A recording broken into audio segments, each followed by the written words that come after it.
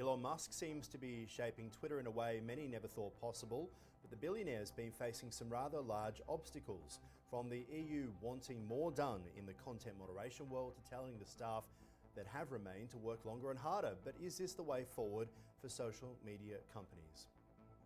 You are watching Ticker News. I'm Aaron Young. Let's bring in Dr. Karen Sutherland from the University of the Sunshine Coast right now.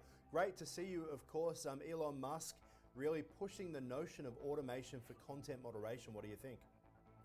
Well, I mean, Meta, Facebook, been trying to do that successfully for years, and I'm not sure how well they've actually achieved it. So I think it can work to a point, but then there's always going to need that sort of human moderation to step in and just check things.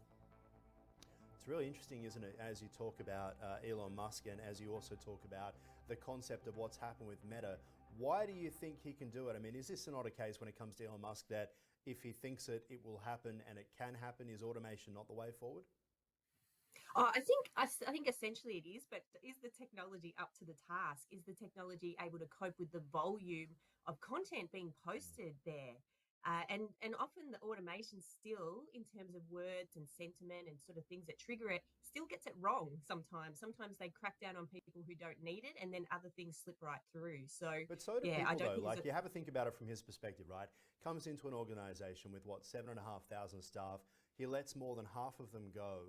And yet there are the same problems. Over the weekend, we've seen the story about the Hunter Biden laptop story, where he's been tweeting this huge list of the Hunter Biden files, it's called. I've been watching it intently because it's so interesting. But essentially what it suggests is that both the Democrats and the Republicans in the lead up to the 2020 election were constantly making requests for content moderation.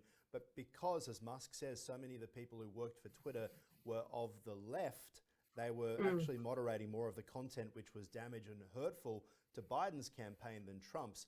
So isn't that the point, that even if you rely on humans, humans have biases, humans don't always get it right. So you might as well just go to computers. Well, yes. I think yes, it has to be impartial, absolutely. But I wonder if there will ever be an agreed list of what should be, not allowed on Twitter and what's okay. And we're talking things like, racist comments and really sort of dangerous, sort of violent content, things of that nature. Where really, I mean, are there different shades in that respect? Like, well, I guess there are, though, in a way, aren't there? Like things that if you watch a movie from 10 years ago, the things that these days would be considered as sexist, Love Actually, where the Prime Minister is having an affair with a young member of staff, he'd be fired today. But back then it was lovely. It was something we all loved to watch. And so things change, and you are right. It's very hard for a computer to be able to catch up on what's trendy, I suppose, what's trending in terms of content moderation. Yeah, I mean, did you see over the late last week as well what happened with Yi and how he made some anti-Semitic comments that ended up on Twitter, and then Elon Musk was actually advised to stop that. So where does free speech end and begin is the question. Well, it seems to very much end as soon as you mention Hitler and the Holocaust. It never seems to go very well after that, does it? Thank goodness. You've got to wonder what Yi's up to. You've got to wonder whether he's doing this on purpose. I mean, this is a massive meltdown for him at a time where he was meant to be buying Parler. They've mutually agreed not to. You've got Trump on Truth Social suggesting that the Constitution of America needs to be torn up now as well. It's just a free-for-all. And as Bob Iger at Disney once said, he was going to buy Twitter. They were so close. And then on the Sunday night, he called Jack Dorsey and said, look, I don't want to be responsible for all the hate that goes on these platforms. Elon Musk finds himself there as well. And it's really, really hard to know the difference sometimes between free speech, harassment, difficulty.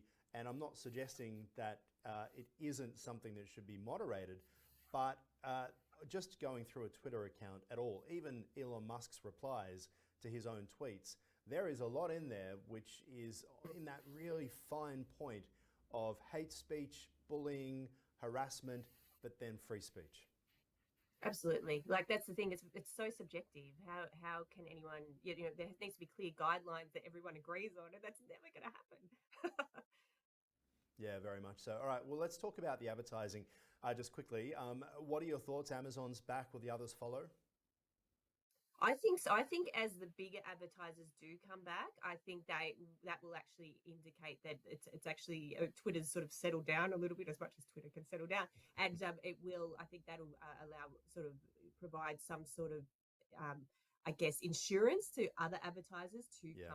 come back to Twitter. But yeah, And they that's what all it's like all about, isn't it? once the big ones left, everyone left, and then I think if Yeah. the bigger ones come back, people will start to come All back. right. We got to leave it there. Thanks so much for your time.